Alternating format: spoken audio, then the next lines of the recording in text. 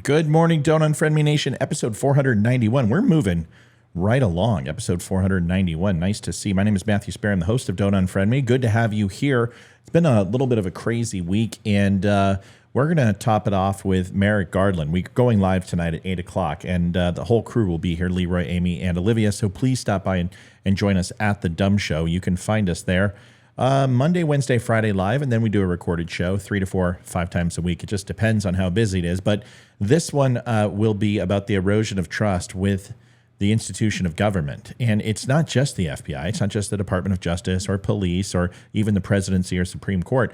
Everything for the last 50 years has been the opposite of a hockey stick, moving on a downward trend. What is causing this? What's happening? Well, it might have something to do with the politicization of the Department of Justice for Joe Biden and also Barack Obama when he politicized the IRS, and also gun running with the attorneys general and other things. There's been so many different things that have caused this level of trust to erode. But more than anything, the money in politics, I think, is where America has had enough to see the backs of American citizens towing the line, going into their metal coffins every single day, and the drudgery of knocking out 40 to 60 hours of work a week and not getting ahead, and seeing these politicians enrich themselves after a few years of service, making millions of dollars on the backs of Americans by selling out legislation and American policy to political action committees and special interest groups. This hasn't changed, and this is on both sides. This isn't just one. And as we saw the Citizens United be brought in, where corporations and dollars ultimately were considered to be speech, which I vehemently disagree with. I'm one of probably the only Republicans that will tell you that. I think Citizens United is no longer needed, especially if we look at Donald Trump versus Hillary Clinton in 2016. He spent just a microcosm of what she spent, and ultimately leveraging Facebook and Twitter and social media, ran a very effective campaign. Free media is available 24/7, especially since the cable news networks have moved from the point of being unbiased, and the more editorialization that we have from the media, the more opportune moments of grabbing mistakes that candidates make, or choosing one candidate over the other because of political party and listening to your demographic. The integrity that was in the media, if there was any at any point, is completely null and void. So this has created a very different style of campaigning, and Citizens United is no longer needed in order to keep up with the funding that Democrats get. That should change. Corporations should not have unlimited speech based upon dollars. They're not a person. They're not a vote. They're not a singularity. They are a corporation. And we can always assume that they will work in the best interest of the corporation and not necessarily the people. Merrick Garland had a video. It's what triggered this show tonight. And not to say I'm triggered, but I am frustrated with Merrick Garland. I did not support him as Supreme Court Justice nominee under Barack Obama. I certainly don't support him as Attorneys General. I think they have completely stepped over bounds. We'll go over it tonight. I'll give you some of the stats, but watch this first and foremost. Talking point on the campaign trail, the alleged corruption in the FBI and other federal law enforcement agencies. Do the American people have cause to be concerned about the integrity of the components of this Justice Department, and what do you have to say about how they're acting? I certainly understand that some have chosen to attack the integrity of the Justice Department, its components, and its employees by claiming that we do not treat like cases alike. This constitutes an attack on an institution that is essential to American democracy and essential to the safety of the American people. It always interests me when bureaucrats say for our democracy, and I'm not going to get into the democracy and republic debate for the sake of just not having to say this every time we talk about, let's assume it's a democracy, which it's not. Our election system is democracy when it comes to the federal level. That's really where it ends. We are a republic. We are a nation of laws. That's at least what we should be, and we obviously have decided to surrender that. I guess Mr. Franklin was correct in his presumption if we could keep it, if we can keep it. And what that means is, do we protect it? Do we protect the integrity of what we stand for from the individual rights and not the collective? A democracy focuses on mob mentality and mob rule, and a republic focuses on the individual rights. Ultimately, if they're respected, will make the collective better. All boats rise at high tide.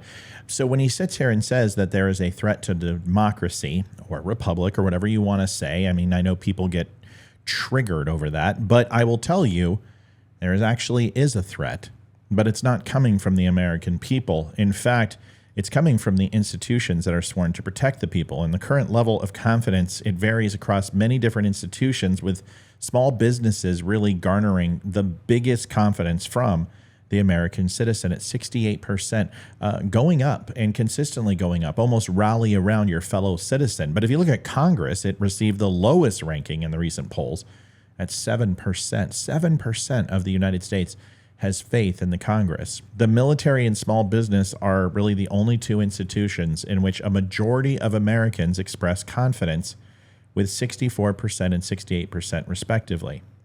However, confidence in the police has dropped to 45%, falling below the majority level for only the second time. The first being in 2020 after the death of George Floyd. Predominantly Democrats obviously made that challenge, but with the most recent things with January 6th and some of the FBI's decisions and the rank and file with Donald Trump, Republicans are showing a little less faith in the overall policing of America. This year's poll reveals new lows in confidence for all three branches of the federal government: the Supreme Court at 25%, the presidency at 23%, and Congress itself is right there with the presidency. Additionally, 5 other institutions have reached their lowest points in at least 3 decades. Organized religion at 31%, newspapers at 16%, and the criminal justice system at 14%. Big business along with the 14%, and the police at 14%. Confidence in large technology companies is also at a low point, measured at 26% over the past 3 years. The lack of confidence in institutions has been a recurring trend for the past 15 years. But this year it has reached the lowest of lows. Most institutions are experiencing historical low levels of confidence, with overall averages now 4 points lower than the previous low. All partisan groups show decreased confidence in the 16 U.S. institutions compared to the previous year, with Republicans experiencing an average decline of 4 points, Democrats 5 points, and independents 6 points, which is alarming at best. Having the independent, who usually is middle of the road, would have a higher score, you would think, but the overall volume of score is highly increased, second to Republicans, at a 3% swing. That's going to make an interesting 2024, considering that independents are really middle of the road more than they ever have before. All three party groups exhibit significantly less confidence in the presidency, go figure, compared to the previous year, with declines of at least 10 points. Additionally, there are notable changes specific to certain party groups, which are important to mention. Democrats and independents have lost confidence in the Supreme Court, with a double-digit decline, while Republicans show no meaningful change in the Supreme Court. Republicans have lost more confidence in banks compared to the other party groups. They also demonstrate double-digit declines in confidence in the military and the police. And I'm sure that has a lot to do with some of the decisions on training and overall stasis of the military from a readiness level. It is obviously decreasing. Independents have significantly less confidence in organized religion compared to the previous year, while Republicans experienced a smaller drop and Democrats show no real change. It's worth noting that confidence in major federal government institutions is at the lowest of low, coinciding with challenges faced by the president and Congress, including high inflation, record gas prices, increased crime and gun violence, and continued illegal immigration, and significant foreign policy blunders and challenges from Russia, China, Afghanistan, and more. Confidence in the Supreme Court had already declined prior to its decision on Roe v. Wade, so I wouldn't read too much into that. with that leaked draft that happened in May that, of course, they can't seem to find out who did it. Go figure. The crisis of confidence extends beyond political institutions, though, as only 13% of Americans are currently satisfied with the state of affairs in the U.S. Confidence in institutions is unlikely to improve until the economy rebounds, but it remains uncertain if confidence will ever reach the levels observed in previous decades. Even with economic improvement, it's a bitter pill and a hard one to swallow. Many Americans believe that the FBI has exhibited a bias against Republicans, conservatives, and Donald Trump supporters while downplaying or ignoring damning allegations against Democrats and leftists such as Biden, Clinton, their families, and the alleged pay-to-play schemes, Jane's revenge against the pro-life advocates, Antifa, having absolutely no repercussions for their actions, and, of course, the Biden family crime spree, with millions being injected into the Biden's pocketbook from places like Ukraine, China, Russia, and others. Even though they accuse Donald Trump of that, they have evidence, and, of course, nobody cares.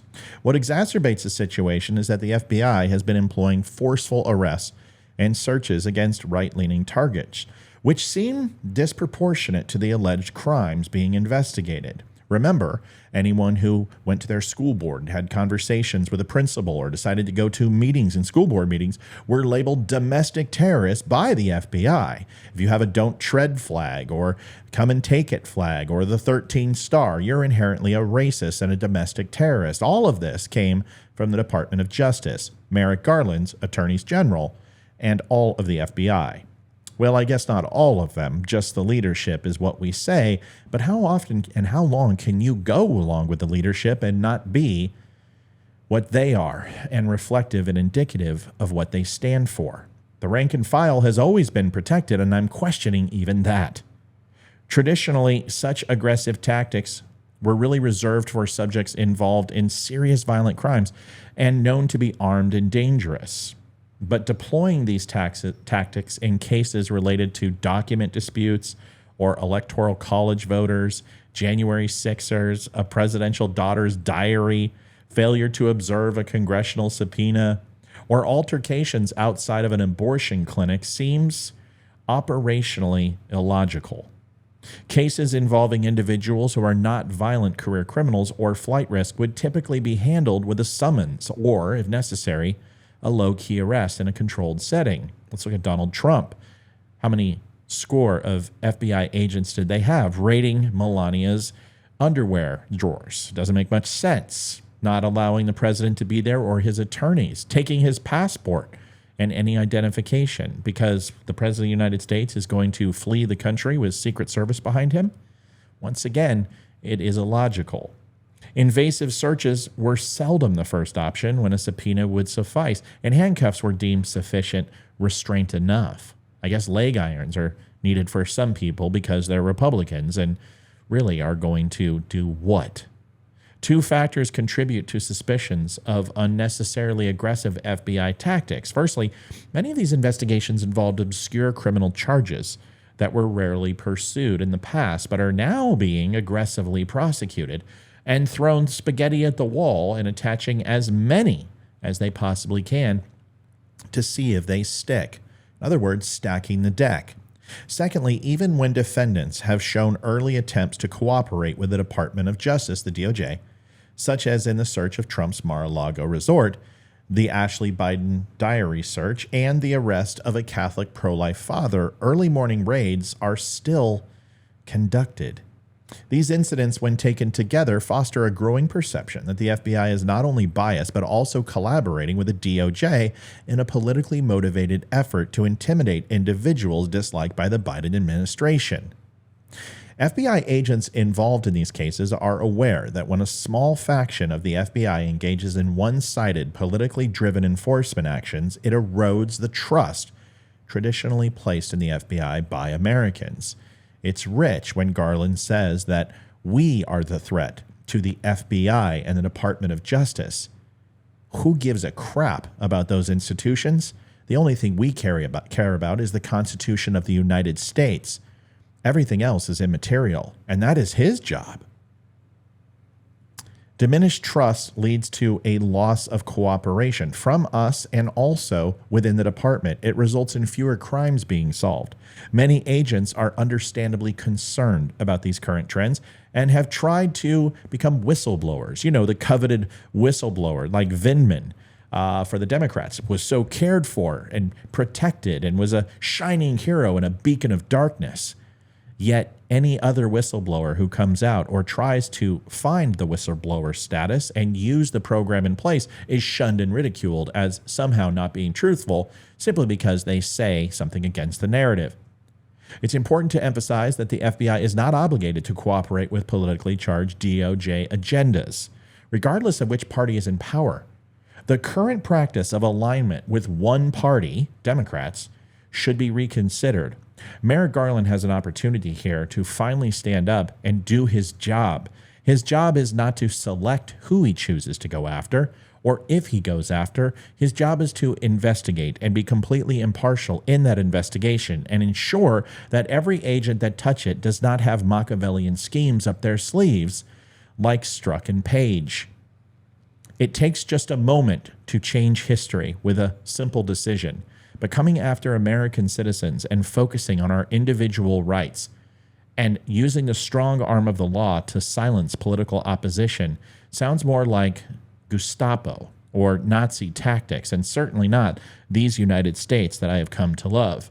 Sir, we are not a democracy, and this is just another point to ensure that you understand we are a republic and a nation of laws. The quicker you wake up and realize that, the better it'll be for America. God bless you. But we're not the problem. Folks, thanks for watching Don't Unfriend Me. Please do me a favor. Come by tonight at 8 o'clock. We will be live. Also, if you could follow at The DUM Show across all social media, or go to thedumshow.com. You can get the Don't Unfriend Me hat. You can get the Red Friday shirt. It is Red Friday. Remember, everyone deployed. And speaking of our deployed, please do me a favor. Write down this number. You can also text 988. This is the Veteran Crisis Hotline. 22 veterans commit suicide a day. It's way too many. Please listen to this message and also share if you would not mind, like, and subscribe. God bless. See you tonight, 8 o'clock. Have a good weekend if we don't see each other tonight. I'm David Boreanaz with the Cast SEAL team, and we have an important message for returning vets. We want you to know if you're struggling to cope, there's help and it's just a phone call away. The Veterans Crisis Line is staffed with experienced professionals who know your struggles. There's no greater sacrifice than service to our country. We're able to enjoy our freedoms because of it. Your service is important. You are important. For vets and their families, the Veterans Crisis Line is here to help 24 hours a day. Please call